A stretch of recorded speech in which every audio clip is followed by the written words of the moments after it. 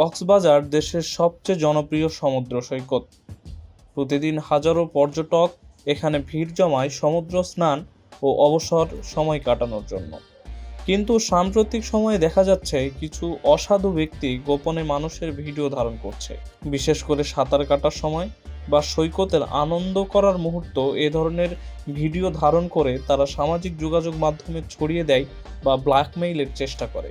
আইন শৃঙ্খলা বাহিনী জানিয়েছে এসব কাজ সাইবার অপরাধের আওতায় পড়ে এবং অপরাধীদের শনাক্ত করে আইনের মুখোমুখি করা হবে।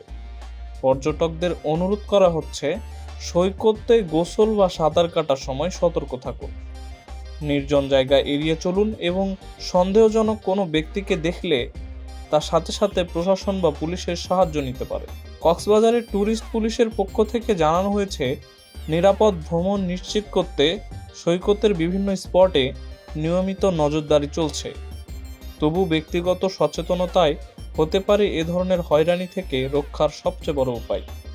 ভালো থাকুন, সুস্থ থাকুন, সুন্দরভাবে বাঁচুন।